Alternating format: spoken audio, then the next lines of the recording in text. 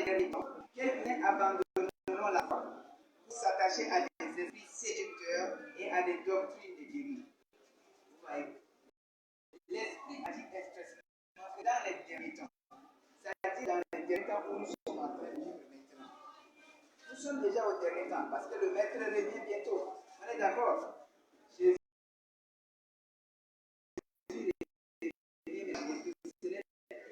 qui revient très très vite. Et l'Esprit a dit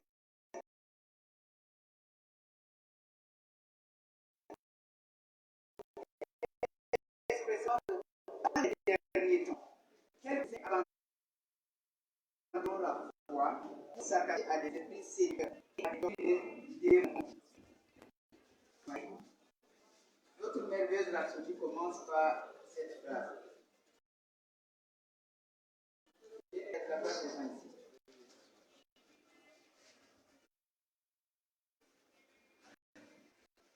Amen. On peut commencer? Ok. Dans certaines parties du monde aujourd'hui, ça c'est le pasteur Christ qui est en train de nous parler. Dans certaines parties du monde aujourd'hui, il y a un sacré qui cible les enfants.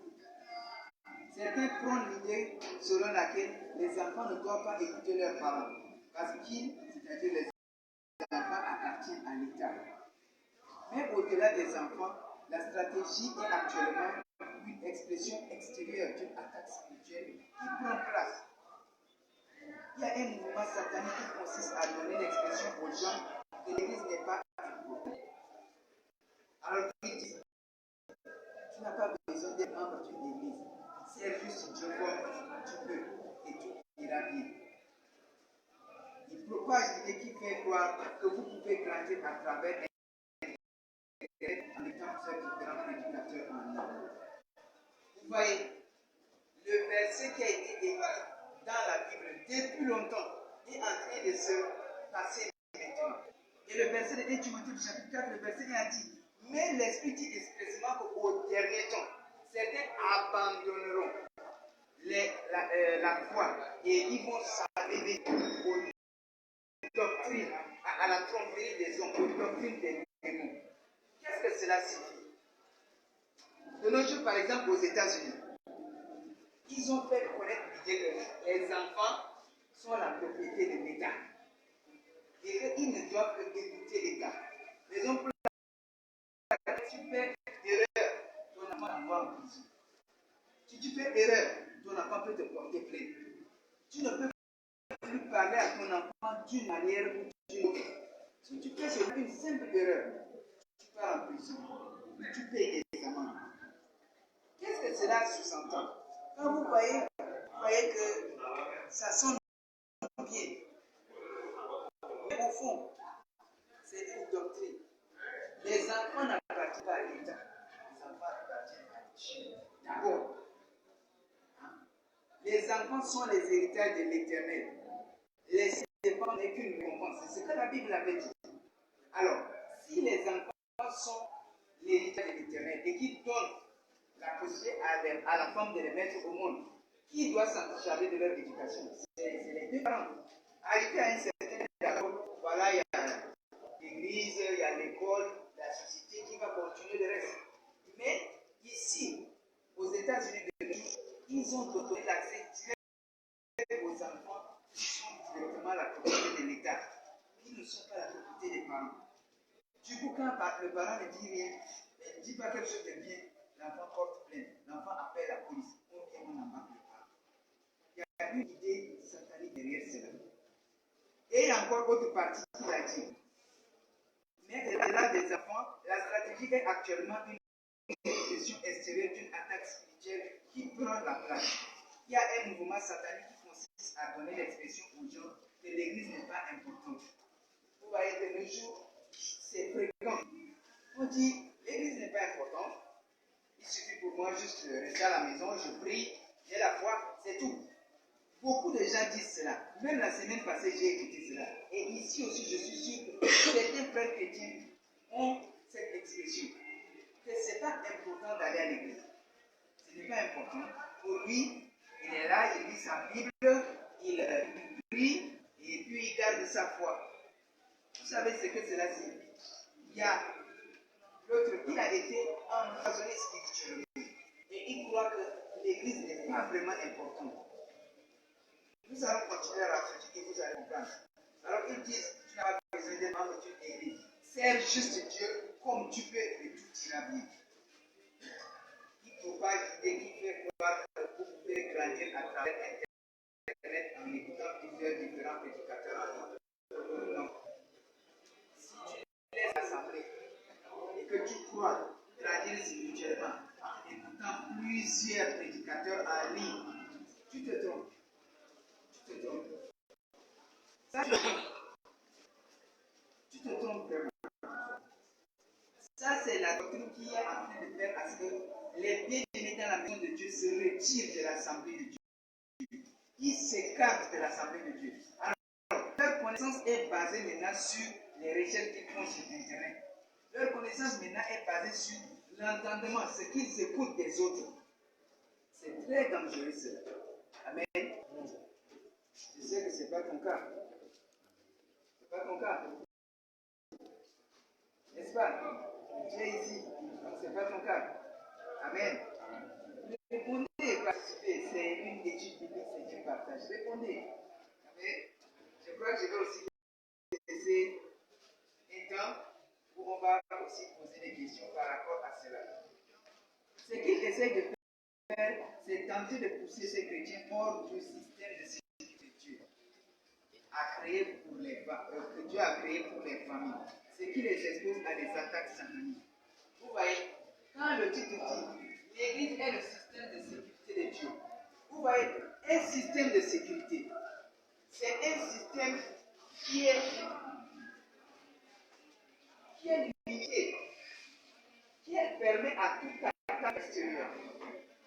Un système de sécurité, c'est un système qui est créé pour la sécurité d'avoir des éléments à l'intérieur de ce système. Alors, si l'Église est le système de sécurité de Dieu, cela signifie que l'Église est un cadre établi par Dieu pour la sécurité du chrétien. Quand Jésus-Christ dit, je suis l'Église, la tête de l'Église, et vous êtes le corps. C'est un système, c'est un corps, c'est un environnement. L'Église est un système de sécurité pour Dieu. Et quand tu es chrétien et que tu es dans ce système de sécurité, tu es en sécurité. Amen. Imaginons que, prenons par exemple ici, les murs de blessures. C'est des murs construits pour la sécurité. Est-ce que tu peux prendre un marteau et casser le mur et sortir? Ce n'est pas possible. Mais quelqu'un reste dehors, même si c'est avec un fusil, tire sur le mur ne va pas tomber. C'est sécurisé. Celui dehors ne peut pas entrer comme il veut, et celui dedans ne peut pas sortir comme il veut. Sauf si tu as des ailes. Tu peux voler, partir, les policiers sont là. Bon, ça, c'est un exemple sur le. Et sinon, ici, c'est une zone de sécurité. Vous êtes tellement sécurisé. Quelqu'un de dehors ne peut pas vous attaquer. Et même si on veut jeter gaz lacrymogène, il y a encore un espace, il y a un mur avant de trouver votre mur. Et il y a des blocs. Donc, pour qu'on vous attaque, ce n'est pas facile. C'est un système de sécurité. Alors, l'Église étant un système de sécurité de Dieu, cela signifie que nous sommes dans le système de sécurité. À l'extérieur, contre toute attaque satanique, diabolique, tout ce qui est négatif, qui n'est pas de Dieu, nous sommes dans le système de sécurité de Dieu. Là, nous venons à l'Église. Nous venons et travailler ou bien encore exercer, adorer toujours dans le système de sécurité de Dieu. Mais quand quelqu'un te dit, tu n'as pas besoin d'être en l'église, tu peux seulement rester chez toi, adorer Dieu, suivre certaines prédications sur Internet, et puis c'est tout. C'est faux. Ce qu'il est en train de te pousser à faire, c'est de te pousser hors du système de sécurité. Tu sors en dehors du système de sécurité. Pourquoi? Tu fais les choses à ta manière. Plus à la manière de Dieu. Plus comme les frères vont en assemblée. Mais tu le fais à ta manière. C'est-à-dire, tu as tes heures de prière, tu as tes heures de méditation, tu fais les choses comme tu veux, et après tu dis, bah, je cherche un peu, je me connais, j'écoute tel prophète, j'écoute tel évangéliste. Tester tout esprit. Ce n'est pas toute personne qui parle du nom de Jésus ou bien du nom de Dieu que son enseignement est bénéfique pour vous. Faites très attention. Dieu ne voit pas ces choses à l'endroit où on voit les choses. Mais son attachement avec Dieu, ce qu'il fait pour Dieu, c'est au-delà. Ça fait que Dieu fait les yeux sur ses petites sœurs. Parce qu'avec le temps, il va apprendre à le connaître. Vous voyez? Donc, alors, qu'en est-il maintenant des fondations? La bonne fondation que vous avez déjà reçue à l'église. Maintenant que vous vous allez à ces choses, il y a certains pasteurs qui disent aussi que l'homme et la femme, comme ils sont unis, ils produisent 50-50 pour le foyer. Ça aussi, c'est pas biblique. C'est l'homme qui prend charge de la femme. Quel que soit l'âge de la femme, c'est l'homme qui prend charge de la femme. Dieu l'a créé comme une aide, pas comme un coéquipier, un associé, un truc où vous allez faire 50-50. Non, non, non. C'est ta responsabilité. Quand tu te maries à une femme, c'est ta responsabilité de prendre soin d'elle. Mais certains enseignements disent quoi? Le couple chrétien doit vivre 50-50. La femme peut intervenir. Mais non, toi, ne fais pas comme si c'est un droit. Non, non, non. Toi, c'est ta responsabilité. Même si tu vois l'argent dans ses mains, tu fais ta part. Même si tu as un petit salaire, fais à la manière, à la hauteur de ce que tu as reçu.